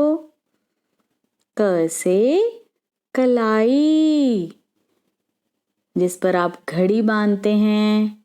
भाई की कलाई पर बहन राखी भी बांधती है। तो यह है हमारा पहला वर्ण क से कबूतर। क से कबूतर उड़ता जाता, शांति का यह दूत कहलाता। तो हमारा अगला वर्ण है ख। ख से खरगोश, सफेद सफेद प्यारा प्यारा, आप सबको अच्छा लगता है ना खरगोश। ख से खरबूजा, सभी खाते हैं इसको। ख से खजूर, बहुत मीठी होती है, सर्दी के मौसम में खाते हैं। ख से खत। ख से खसखस। यह है हमारा वर्ण ख। ख से खरगोश। ख से खरगोश घास है चरता, हल्की आहट से भी डरता। तो हमारा अगला वर्ण है ग। ग से गमला, जिसमें फूल लगाते हैं, गमला। ग से गणेश, पूजा करते हैं ना आप। ग से गाजर, लाल लाल, सभी बच्चे खाते हैं शौक से। ग से गलीचा, घर आंगन में बिछाया जाता है। ग से गधा। यह है हमारा वर्ण ग। ग से गमला। ग से गमला, फूलों से भरा, घर को रखता हरा भरा। हमारा अगला वर्ण है घ। घ से घड़ी, हाथ पर भी बांधते हैं, दीवार पर भी लगाते हैं। ये हाथ पर बांधी जाने वाली घड़ी की तस्वीर है। घ से घर, जहाँ हम सब रहते हैं अपने परिवार के साथ। घ से घड़ा, जिसका ठंडा ठंडा पानी पीते हैं। घ से घुटना। घ से घुटना। घ से घास, हरी हरी घास, जिस पे आप सब सैर करते हैं। तथा घ से घड़ी। घड़ी टिक टिक करती, हरदम आगे बढ़ती रहती। ये है क वर्ण का पंचम वर्ण ङ। प्यारे बच्चों, इस वर्ण से किसी भी शब्द की शुरुआत नहीं होती। ये बिंदी के रूप में प्रयोग होता है। यदि बिंदी के बाद वाला वर्ण क वर्ग का है तो उसमें इस पंचम वर्ण ङ की ध्वनि होती है, जैसे गंगा, संग, रंग आदि। उम्मीद है आप सब ने इन वर्णों को ध्यान से सुना है और अच्छे से आप इनका उच्चारण करेंगे। तो अब आपने क, ख, ग, घ, ङ ये पांचों वर्णों का अच्छे से उच्चारण करना है और याद करना है। जमात पंजवीं, विशा पंजाबी, पाठ 5 सियाणी गल। प्यारे बच्चों, ਅੱਜ ਅਸੀਂ ਇੱਕ ਸਿਆਣੀ ਗੱਲ ਸੁਣਾਂਗੇ। ਇਹ ਸਿਆਣੀ ਗੱਲ ਆਪ ਜੀ ਦੀ ਪਾਠ ਪੁਸਤਕ ਦੇ ਪੰਨਾ ਨੰਬਰ 27 ਵਿੱਚ ਦਰਜ ਵੰਨਗੀ ਕਹਾਣੀ ਵਿੱਚ ਹੈ। ਇਹ ਕਹਾਣੀ ਪ੍ਰੇਮ ਗੋਰਖੀ ਜੀ ਦੁਆਰਾ ਲਿਖੀ ਗਈ ਹੈ। ਤੇ ਆਓ ਫਿਰ ਇਸ ਕਹਾਣੀ ਵਿੱਚੋਂ ਸਿਆਣੀ ਗੱਲ ਲੱਭਦੇ ਹਾਂ। ਰਾਜਿੰਦਰ ਕੁਰਸੀ ਉੱਪਰ ਬੈਠਾ ਇੱਕ ਟੱਕ ਕੁੰਦਨ ਲਾਲ ਵੱਲ ਵੇਖ ਰਿਹਾ ਸੀ। ਕੁੰਦਨ ਲਾਲ ਸਕੂਟਰ, ਮੋਟਰਸਾਈਕਲ ਆਦਿ ਠੀਕ ਕਰਨ ਵਾਲੀ ਦੁਕਾਨ ਉੱਤੇ ਮਿਸਤਰੀ ਸੀ। ਉਹ ਦੁਕਾਨ ਉੱਤੇ ਇਸ ਵੇਲੇ ਡਾਕਟਰ ਰਾਜਿੰਦਰ ਦਾ ਸਕੂਟਰ ਠੀਕ ਕਰ ਰਿਹਾ ਸੀ, ਪਰ ਡਾਕਟਰ ਰਾਜਿੰਦਰ ਦੀ ਨਜ਼ਰ ਕੁੰਦਨ ਉੱਪਰ ਟਿਕੀ ਹੋਈ ਸੀ। ਉਸ ਵੱਲ ਵੇਖ ਕੇ ਡਾਕਟਰ ਰਾਜਿੰਦਰ ਸੋਚ ਰਿਹਾ ਸੀ, ਇਕੱਠੇ ਤਾਂ ਪ੍ਰਾਇਮਰੀ ਸਕੂਲ ਵਿੱਚ ਪੜ੍ਹੇ ਹਾਂ, ਇੱਕੋ ਜਿੰਨੀ ਉਮਰ ਹੈ ਤੇ ਨੇੜੇ ਹੀ ਇੱਕੋ ਗਲੀ ਵਿੱਚ ਘਰ ਸਨ। ਡਾਕਟਰ ਰਾਜਿੰਦਰ ਦਾ ਚੇਤਾ ਬਹੁਤ ਪਿੱਛੇ ਚਲਿਆ ਗਿਆ। ਇੱਕ ਵਾਰ ਕੁੰਦਨ ਲਾਲ ਕਈ ਦਿਨਾਂ ਤੋਂ ਸਕੂਲ ਨਹੀਂ ਸੀ ਆਇਆ। ਰਾਜਿੰਦਰ ਨੇ ਉਹਨੂੰ ਕਿਤੇ ਦੇਖਿਆ ਵੀ ਨਹੀਂ ਸੀ। ਅਚਾਨਕ ਇੱਕ ਦਿਨ ਪਿੰਡੋਂ ਬਾਹਰ ਕੁੰਦਨ ਲਾਲ ਮਿਲ ਪਿਆ ਤਾਂ ਉਹਨੇ ਉਸ ਨੂੰ ਸਕੂਲ ਦਾ ਨਾ ਆਉਣ ਬਾਰੇ ਪੁੱਛਿਆ। ਕੁੰਦਨ, ਤੂੰ ਸਕੂਲ ਕਿਉਂ ਨਹੀਂ ਆਉਂਦਾ ਯਾਰ? ਕਿ ਤੂੰ ਪੜ੍ਹਨਾ ਨਹੀਂ? ਛੱਡ ਯਾਰ ਪੜ੍ਹਾਈ ਨੂੰ। ਮੇਰਾ ਚਾਚਾ ਕਹਿੰਦਾ ਏ ਕੁਝ ਨਹੀਂ ਰੱਖਿਆ ਪੜ੍ਹਾਈਆਂ ਵਿੱਚ। ਮੈਨੂੰ ਚਾਚੇ ਨੇ ਸ਼ਹਿਰ ਵਿੱਚ ਸਕੂਟਰਾਂ ਵਾਲੀ ਦੁਕਾਨ ਉੱਤੇ ਲਾ ਦਿੱਤਾ ਹੈ। ਕੁੰਦਨ ਲਾਲ ਬੜੇ ਚਾਅ ਨਾਲ ਬੋਲਿਆ ਸੀ। ਰਾਜਿੰਦਰ ਨੂੰ ਕੁੰਦਨ ਦੀ ਗੱਲ ਬਹੁਤੀ ਚੰਗੀ ਨਹੀਂ ਸੀ ਲੱਗੀ। ਫਿਰ ਉਹ ਕਦੇ ਕਦਾਈ ਆਉਂਦੇ ਜਾਂਦੇ ਕੁੰਦਨ ਲਾਲ ਨੂੰ ਦੇਖ ਜਾਂ ਮਿਲ ਲੈਂਦਾ। ਕਦੇ ਕਦੇ 2-4 ਗੱਲਾਂ ਵੀ ਹੋ ਜਾਂਦੀਆਂ। ਇੱਕ ਦਿਨ ਕੁੰਦਨ ਸਕੂਟਰ ਉੱਤੇ ਪਿੰਡ ਆਇਆ ਤਾਂ ਰਾਜਿੰਦਰ ਹੈਰਾਨ ਹੋ ਗਿਆ। ਹੈਂ, ਕੁੰਦਨ ਕੋਲ ਸਕੂਟਰ? ਉਹ ਭੱਜਿਆ ਕੁੰਦਨ ਕੋਲ ਗਿਆ ਅਤੇ ਸਕੂਟਰ ਉੱਤੇ ਹੱਥ ਫੇਰਦਾ ਬੋਲਿਆ, ਕੁੰਦਨ, ਇਹ ਤੂੰ ਚਲਾ ਕੇ ਲਿਆਇਆ? ਯਾਰ, ਇਹ ਤੂੰ ਕਿਵੇਂ ਚਲਾ ਲਿਆ? ਹਾਏ, ਮੈਨੂੰ ਤਾਂ ਬੜਾ ਡਰ ਲੱਗਦਾ ਹੈ ਬਈ। ਲੈ, ਇਹਦੇ ਵਿੱਚ ਡਰਨ ਵਾਲੀ ਕੀ ਗੱਲ ਹੈ?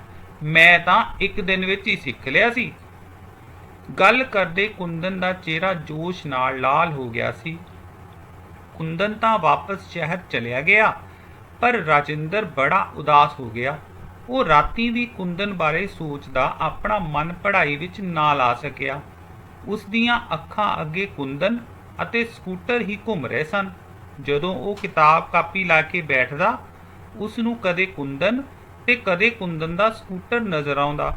ਪੂਰਾ ਹਫ਼ਤਾ ਉਹ ਇਹਨਾਂ ਸੋਚਾਂ ਵਿੱਚ ਹੀ ਪਿਆ ਰਿਹਾ। ਰਾਜਿੰਦਰ ਦੇ ਪਿਤਾ ਜੀ ਨੇ ਰਾਜਿੰਦਰ ਦੀ ਇਹ ਹਾਲਤ ਦੇਖੀ ਤਾਂ ਉਹਨਾਂ ਨੇ ਫਿਕਰ ਨਾਲ ਪੁੱਛਿਆ, ਪੁੱਤਰ ਰਾਜਿੰਦਰ, ਕੀ ਗੱਲ? ਬੜਾ ਉਖੜਿਆ ਤੇ ਬੇਚੈਨ ਜਿਹਾ ਲੱਗਦਾ ਤੂੰ। ਪਹਿਲਾਂ ਤਾਂ ਰਾਜਿੰਦਰ ਨੇ ਪਿਤਾ ਜੀ ਦੀ ਗੱਲ ਨੂੰ ਟਾਲਣਾ ਚਾਹਿਆ। ਫਿਰ ਉਸ ਨੂੰ ਕਿਸੇ ਕਿਤਾਬ ਵਿੱਚ ਪੜ੍ਹੀ ਗੱਲ ਯਾਦ ਆ ਗਈ। ਆਪਣੇ ਮਨ ਦੀ ਉਲਝਣ ਕਦੇ ਦਬਾ ਕੇ ਨਾ ਰੱਖੋ। ਉਸ ਨੂੰ ਕਿਸੇ ਨਾਲ ਸਾਂਝੀ ਕਰਨ ਨਾਲ ਉਹ ਦੂਰ ਹੋ ਜਾਂਦੀ ਹੈ। ਉਸ ਨੇ ਆਪਣੇ ਪਿਤਾ ਜੀ ਨੂੰ ਸਾਫ਼ ਸ਼ਬਦਾਂ ਵਿੱਚ ਕਹਿ ਦਿੱਤਾ, ਪਿਤਾ ਜੀ, ਬਸ ਮੈਂ ਇਸ ਤੋਂ ਹੋਰ ਅੱਗੇ ਨਹੀਂ ਪੜ੍ਹਨਾ। ਪੁੱਤਰ ਦੀ ਇਹ ਗੱਲ ਪਿਤਾ ਜੀ ਦੇ ਸਿਰ ਵਿੱਚ ਪੱਥਰ ਵਾਂਗ ਲੱਗੀ। ਉਹਨਾਂ ਨੇ ਰਾਜਿੰਦਰ ਨੂੰ ਉੱਚੀ ਵਿੱਦਿਆ ਦਿਵਾਉਣ ਬਾਰੇ ਬਹੁਤ ਸੁਪਨੇ ਵੇਖੇ ਸਨ, ਪਰ ਰਾਜਿੰਦਰ ਨੂੰ ਅਚਾਨਕ ਇਹ ਕੀ ਹੋ ਗਿਆ? ਪਿਤਾ ਜੀ ਦਾ ਇਉਂ ਹੈਰਾਨ ਅਤੇ ਪਰੇਸ਼ਾਨ ਹੋਣਾ ਜਾਇਜ਼ ਸੀ। ਉਹ ਇੱਕਦਮ ਬੋਲੇ, ਬੇਟਾ, ਇਹ ਤੂੰ ਕੀ ਕਹਿ ਰਿਹਾ ਏ? ਠੀਕ ਹੈ ਪਿਤਾ ਜੀ, ਮੇਰਾ ਦਿਲ ਪੜ੍ਹਾਈ ਵਿੱਚ ਨਹੀਂ ਲੱਗਦਾ। ਰਾਜਿੰਦਰ ਨੇ ਨੀਵੀਂ ਪਾ ਕੇ ਕਿਹਾ। ਨਾ ਪੁੱਤਰ, ਕੋਈ ਕਾਰਨ ਵੀ ਤਾਂ ਹੋਵੇ, ਪਤਾ ਤਾਂ ਲੱਗੇ ਵਿੱਚੋਂ ਗੱਲ ਕੀ ਹੈ। ਰਾਜਿੰਦਰ ਦੀ ਗੱਲ ਸੁਣ ਕੇ ਪਿਤਾ ਜੀ ਚੁੱਪ ਕਰ ਗਏ। ਉਹ ਕਿੰਨਾ ਹੀ ਚਿਰ ਚੁੱਪ ਖੜੇ ਰਾਜਿੰਦਰ ਵੱਲ ਦੇਖਦੇ ਰਹੇ। ਫਿਰ ਉਸ ਦੇ ਮੋਢੇ ਉੱਪਰ ਹੱਥ ਰੱਖ ਕੇ ਬੋਲੇ, ਇਹ ਤੂੰ ਕਿਸ ਗਲਤ ਸੋਚ ਨੂੰ ਮਨ ਵਿੱਚ ਲੈ ਕੇ ਬੈਠ ਗਿਆ ਹੈ? ਇਹ ਤਾਂ ਬਹੁਤ ਮਾੜੀ ਗੱਲ ਹੈ। ਇਹ ਸੋਚ ਤੇਰੇ ਮਨ ਵਿੱਚ ਕਿਵੇਂ ਆ ਗਈ? ਪੁੱਤਰ, ਪਹਿਲਾਂ ਤੂੰ ਪੜ੍ਹ, ਫਿਰ ਕਿਸੇ ਕੰਮ ਕਰਨ ਬਾਰੇ ਸੋਚੀ। ਉੱਚੀ ਵਿੱਦਿਆ ਪ੍ਰਾਪਤ ਕਰਕੇ ਕੋਈ ਵੀ ਕੰਮ ਤੂੰ ਹੋਰ ਵੀ ਵਧੀਆ ਤਰੀਕੇ ਨਾਲ ਕਰ ਸਕਦਾ ਹੈ। ਡਾਕਟਰ ਰਾਜਿੰਦਰ, ਕੀ ਸੋਚੀ ਜਾਂਦਾ ਯਾਰ? ਮੈਂ 3-4 ਆਵਾਜ਼ਾਂ ਤੈਨੂੰ ਮਾਰੀਆਂ, ਪਤਾ ਨਹੀਂ ਕਿੱਥੇ ਪਹੁੰਚ ਗਿਆ ਸੀ ਤੂੰ। ਕੁੰਦਨ ਲਾਲ ਨੇ ਜਦੋਂ ਉਹਦੇ ਨੇੜੇ ਆ ਕੇ ਉਸ ਨੂੰ ਕਿਹਾ ਤਾਂ ਉਹ ਹੜਬੜਾ ਕੇ ਜਿਵੇਂ ਨੀਂਦ ਤੋਂ ਜਾਗ ਪਿਆ ਹੋਵੇ। ਬਸ ਯਾਰ, ਐਵੇਂ ਬਚਪਨ ਦੀ ਯਾਦ ਆ ਗਈ। ਪਿਤਾ ਜੀ ਦੀ ਬਚਪਨ ਵਿੱਚ ਆਖੀ ਇੱਕ ਸਿਆਣੀ ਗੱਲ ਦਿਮਾਗ ਵਿੱਚ ਆ ਗਈ। ਮੈਨੂੰ ਵੀ ਦੱਸ ਯਾਰ, ਕਿਹੜੀ ਗੱਲ ਸੀ? ਉਹ ਗੱਲ ਹੁਣ ਤੈਨੂੰ ਦੱਸਣ ਦਾ ਕੋਈ ਲਾਭ ਨਹੀਂ। ਹਰ ਗੱਲ ਦਾ ਕਿਸੇ ਠੀਕ ਸਮੇਂ ਹੀ ਮੁੱਲ ਪੈਂਦਾ ਹੈ। ਹਾਂ, ਘਰ ਜਾ ਕੇ ਤੇਰੇ ਬੱਚਿਆਂ ਨੂੰ ਜ਼ਰੂਰ ਦੱਸਾਂਗਾ। ਹੱਸਦਾ ਹੋਇਆ ਡਾਕਟਰ ਰਾਜਿੰਦਰ ਉੱਠਿਆ ਅਤੇ ਸਕੂਟਰ ਲੈ ਕੇ ਤੁਰ ਪਿਆ। ਘਰ ਦੇ ਕੰਮ ਵਿੱਚ ਇੱਕ ਸੂਚੀ ਤਿਆਰ ਕਰੋ ਜਿਸ ਵਿੱਚ ਕਿਹੜੇ ਸ਼ਬਦ ਕਿਸ ਨੇ ਕਿਸ ਨੂੰ ਕਹੇ ਲਿਖੇ ਹੋਣ।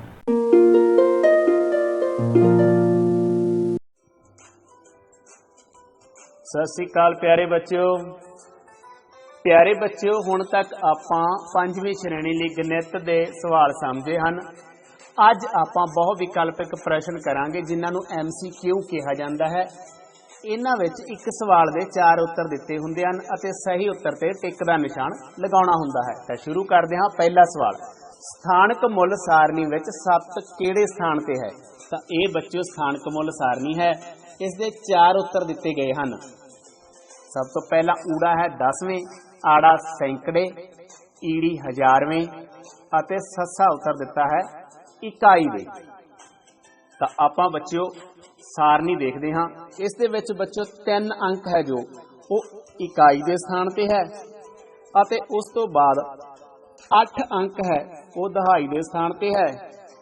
0 ਜੋ ਅੰਕ ਹੈ ਉਹ ਸੈਂਕੜੇ ਦੇ ਸਥਾਨ ਤੇ ਹੈ ਅਤੇ ਬੱਚਿਓ 7 ਜੋ ਅੰਕ ਹੈ ਉਹ ਹਜ਼ਾਰ ਵਾਲੇ ਸਥਾਨ ਤੇ ਹੈ ਤੇ 2 ਅੰਕ ਹੈ ਜੋ ਉਹ 10,000 ਦੇ ਸਥਾਨ ਤੇ ਹੈ। ਤਾਂ ਬੱਚਿਓ ਆਪਣੇ ਕੋਲੋਂ ਪੁੱਛਿਆ ਗਿਆ ਸਵਾਲ ਵਿੱਚ 7 ਤਾਂ 7 ਹਜ਼ਾਰਵੇਂ ਸਥਾਨ ਤੇ ਹੈ। ਤਾਂ ਇਸ ਲਈ ਆਪਣਾ ਉੱਤਰ ਈੜੀ ਸਹੀ ਹੈ ਤੇ ਈੜੀ ਉੱਤਰ ਤੇ ਆਪਾਂ ਸਹੀ ਦਾ ਨਿਸ਼ਾਨ ਲਗਾਵਾਂਗੇ।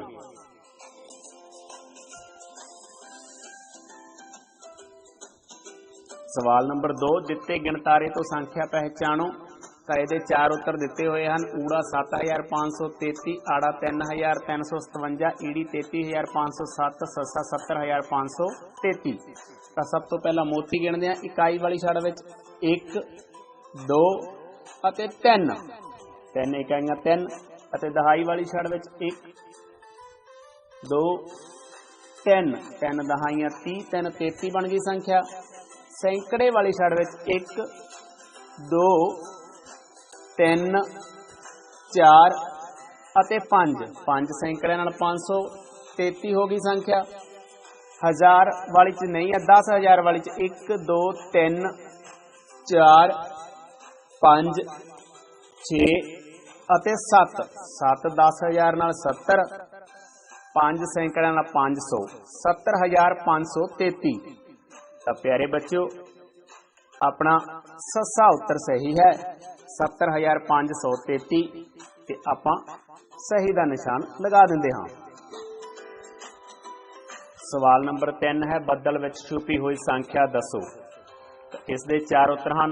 ਊੜਾ 300, ਆੜਾ 7,483, ਈੜੀ 3,847, ਸੱਸਾ 30,847।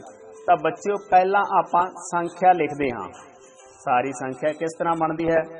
ਤਾਂ ਉੱਪਰ ਦਿੱਤਾ ਹੋਇਆ ਬੱਦਲ ਵਿੱਚ ਬੱਚਿਓ 3 10,000ਵੇਂ ਤਾਂ ਉਸ ਨਾਲ 30,000 ਬਣ ਜਾਏਗਾ। ਉਸ ਤੋਂ ਬਾਅਦ 8 ਸੈਂਕੜੇ ਨਾਲ 800 ਬਣ ਜਾਂਦਾ ਹੈ ਅਤੇ 4 ਦਹਾਈਆਂ ਨਾਲ 40 ਬਣਦਾ ਹੈ ਬੱਚਿਓ। 7 ਇਕਾਈਆਂ ਨਾਲ ਸੰਖਿਆ 7 ਬਣਦੀ ਹੈ। ਤਾਂ ਆਪਣੇ ਕੋਲ ਜੋ ਸੰਖਿਆ ਆ ਗਈ 30,847 ਆ ਗਈ ਹੈ ਤੇ ਇਸ ਲਈ ਆਪਣਾ ਉੱਤਰ ਸੱਸਾ ਸਹੀ ਹੈ 30,847। ਇਸ ਉੱਪਰ ਸਹੀ ਦਾ ਨਿਸ਼ਾਨ ਲਗਾ ਦੇਵਾਂਗੇ।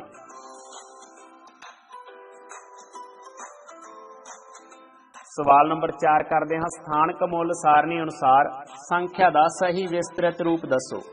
ਇਹ ਸਥਾਨਕ ਮੁੱਲ ਸਾਰਣੀ ਹੈ ਤੇ ਇਸ ਦੇ 4 ਉੱਤਰ ਦਿੱਤੇ ਹਨ। ਊੜਾ 38,000 ਜੋੜ 9, ਆੜਾ 30,000 ਜੋੜ 8,000 ਜੋੜ 9, ਈੜੀ 30,000 ਜੋੜ 800 ਜੋੜ 9, ਸੱਸਾ 30,000 ਜੋੜ 809। ਤਾਂ ਆਪਾਂ ਬੱਚਿਓ ਪਹਿਲਾਂ ਵਿਸਤ੍ਰਿਤ ਰੂਪ ਦੇਖ ਲਈਏ ਕਿ ਬਣਦਾ ਕਿਵੇਂ ਹੈ। ਸੰਖਿਆ ਵਿੱਚ 3 10,000ਵੇਂ ਹੈ ਤਾਂ ਉਹ 30,000 ਬਣ ਗਿਆ ਹੈ। 8,000 ਹੈ ਤਾਂ ਉਸ ਨਾਲ 8,000 ਬਣ ਗਿਆ। ਸੈਂਕੜੇ ਦਹਾਈ ਨਹੀਂ ਹੈ। 9 ਇਕਾਈਆਂ ਹਨ ਉਸ ਨਾਲ 9 ਬਣ ਗਿਆ। ਤਾਂ ਆਪਣੇ ਕੋਲ ਵਿਸਤ੍ਰਿਤ ਰੂਪ 30,000 ਜੋੜ 8,000 ਜੋੜ 9 ਬਣ ਜਾਵੇਗਾ ਤੇ ਆੜਾ ਉੱਤਰ ਆਪਣਾ ਸਹੀ ਹੈ ਤੇ ਇਸ ਲਈ ਆੜੇ ਤੇ ਆਪਾਂ ਸਹੀ ਦਾ ਨਿਸ਼ਾਨ ਲਗਾ ਦਿੰਦੇ ਹਾਂ।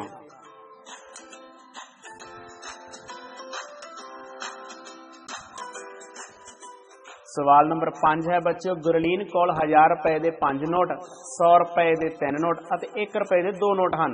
ਗੁਰਲੀਨ ਕੋਲ ਕੁੱਲ ਕਿੰਨੀ ਰਾਸ਼ੀ ਹੈ? 4 ਉੱਤਰ ਹਨ। ਊੜਾ 5320, ਆੜਾ 5203, ਈੜੀ 5230, ਸੱਸਾ 5302। ਤਾਂ ਆਪਾਂ ਦੇਖਦੇ ਹਾਂ 1000 ਰੁਪਏ ਦੇ 5 ਨੋਟ। ਤਾਂ ਬੱਚਿਓ 1000 ਰੁਪਏ ਦੇ 5 ਨੋਟਾਂ ਨਾਲ 1 ਨੋਟ, 2 ਨੋਟ, 3 ਨੋਟ, 4 ਤੇ 5। ਤਾਂ 1000 ਰੁਪਏ ਦੇ 5 ਨੋਟਾਂ ਨਾਲ ਰਾਸ਼ੀ ਬਣ ਜਾਂਦੀ ਹੈ 5000।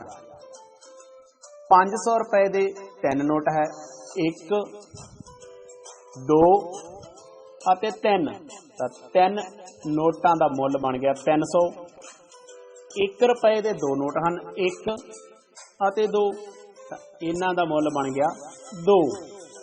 ਤਾਂ ਆਪਣੇ ਕੋਲ ਜੋ ਕੁੱਲ ਰਾਸ਼ੀ ਗੁਰਲੀਨ ਕੋਲ ਬਣ ਗਈ ਹੈ 5302 ਬਣ ਗਈ ਹੈ। ਤਾਂ ਇਸ ਲਈ ਆਪਣਾ ਉੱਤਰ ਹੈ ਜੋ 5302 ਸਹੀ ਹੋਵੇਗਾ। ਸੱਸਾ ਉੱਤਰ।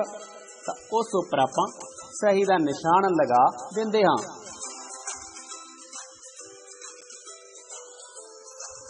ਤਾਂ ਬੱਚਿਓ ਇਸੇ ਤਰ੍ਹਾਂ ਤੁਸੀਂ ਪੇਜ ਨੰਬਰ 21 ਤੋਂ ਇਹ ਸਵਾਲ ਹੱਲ ਕਰਨੇ ਹਨ।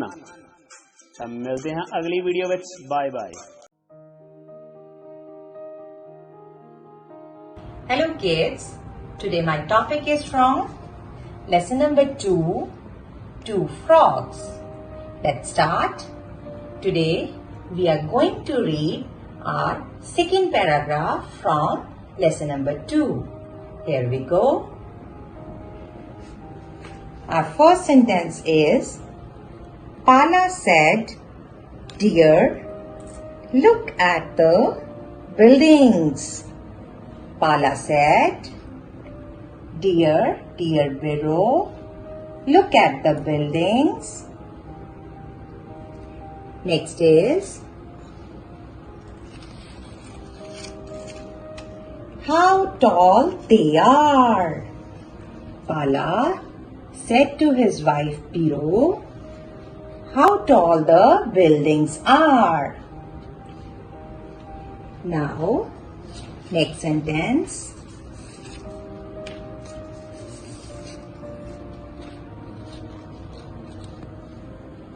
Our village is now on the way to advancement. Pala said to his wife Biro that our village is now on the way to advancement. Advancement means a development or improvement. As you can see in this picture, small village turned into big and beautiful city. Moving on further, our next sentence is, Biro grumbled. Grumbled means budbudana. Grumbled, complain about something in a bad tempered way. ਸਾਨੂੰ ਗੁੱਸਾ ਆਂਦਾ ਹੈ ਉਦੋਂ ਅਸੀਂ ਬੁੜਬੁੜਾ ਦਿੰਦੇ ਆ ਨਾ, ਬੁੜਬੁੜਾਨਾ. Okay, grumbled. Biro grumbled. Advancement. Don't you realize that our health is at stake? Biro grumbled. Don't you realize that our health is at stake? Next is, what are you saying? Asked Pala. Pala asked his wife Biro, what are you saying? Next is,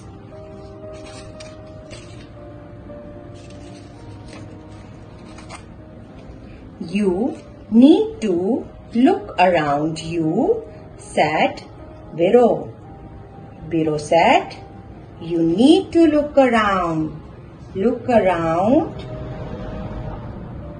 You need to look around you, said Biro. Next is,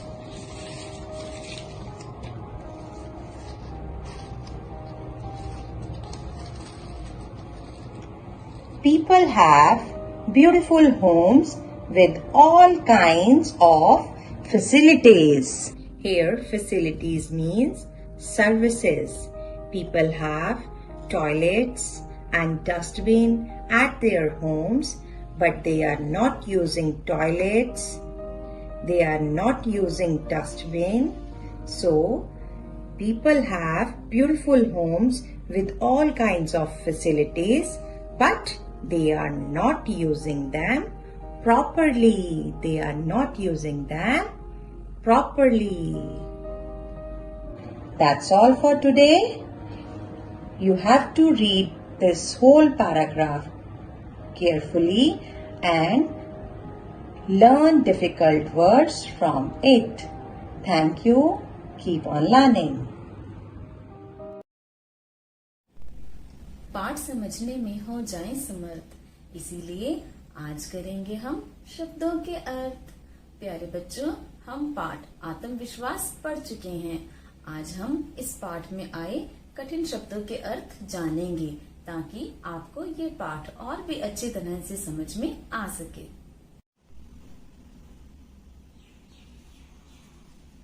तो बच्चों, हमारा पहला शब्द है आत्मविश्वास। आत्म का अर्थ होता है अपने ऊपर और विश्वास का अर्थ होता है भरोसा। तो बच्चों, आत्मविश्वास का अर्थ होता है अपने ऊपर भरोसा होना।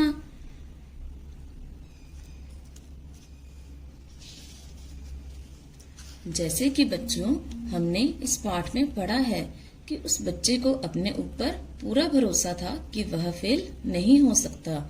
यह उसका आत्मविश्वास ही तो था बच्चों, कि वह अपने प्रिंसिपल से बार बार एक ही बात कह रहा था कि वह फेल नहीं हो सकता। तो बच्चों, आत्मविश्वास का अर्थ होता है अपने ऊपर भरोसा होना। हमारा अगला शब्द है बच्चों वार्षिक। वार्षिक का अर्थ होता है प्रतिवर्ष होने वाला या सालाना। प्रतिवर्ष का अर्थ होता है हर साल, जो हर साल होता है उसे वार्षिक कहते हैं। जैसे कि बच्चों, आपके स्कूल में हर साल वार्षिक समारोह का आयोजन किया जाता है। वार्षिक समारोह का अर्थ होता है एनुअल फंक्शन। तो बच्चों, वार्षिक का अर्थ होता है प्रतिवर्ष होने वाला या सालाना। हमारा अगला शब्द है बच्चों घोषित। घोषित का अर्थ होता है ऐलान।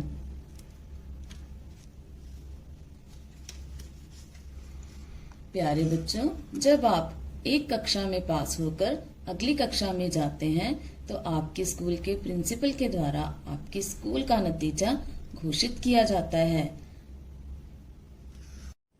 तो बच्चों, घोषित का अर्थ होता है ऐलान। हमारा अगला शब्द है बच्चों प्रिंसिपल। प्रिंसिपल का अर्थ तो आप सभी बच्चों को पता ही होगा। प्रिंसिपल का अर्थ होता है, जी हाँ, बिल्कुल ठीक बच्चों, सीनियर सेकेंडरी स्कूल का मुखिया, जो कि स्कूल का मुखिया होता है। स्कूल के सभी महत्वपूर्ण निर्णय प्रिंसिपल के द्वारा ही लिए जाते हैं। तो बच्चों, प्रिंसिपल का अर्थ होता है सीनियर सेकेंडरी स्कूल का मुखिया। हमारा अगला शब्द है बच्चों अडिग। अडिग का अर्थ होता है न डिगने वाला, जो अपनी बात पर टिका रहे, अपनी बात से डगमगाए नहीं, उसे अडिग कहते हैं। जैसे कि बच्चों, हमने इस पाठ में पढ़ा है कि जब प्रिंसिपल ने जुर्माना 5 रुपए से बढ़ाकर 10 रुपए भी कर दिया, तो वह बच्चा अपनी बात पर अडिग रहा। वह बार बार यही बोलता रहा कि वह फेल नहीं हो सकता। वह अपनी बात से डगमगाया नहीं। तो बच्चों, अडिग का अर्थ होता है न डिगने वाला। हमारा अगला शब्द है बच्चों क्षमा। क्षमा का अर्थ होता है माफी।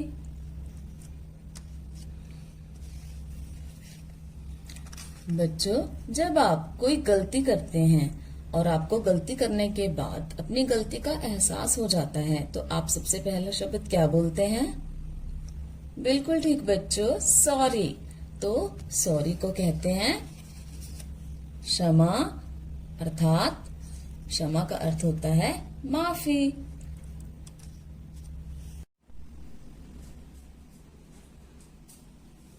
तो बच्चों, अब आपको इन सभी शब्दों के अर्थ बहुत ही अच्छी तरह से समझ में आ गए होंगे। तो बच्चों, अब आपका गृह कार्य भी यही है, आपने इन सभी शब्दों के अर्थ को अपनी कॉपी पर सुंदर सुंदर लिखाई में लिखना भी है और याद भी करना है।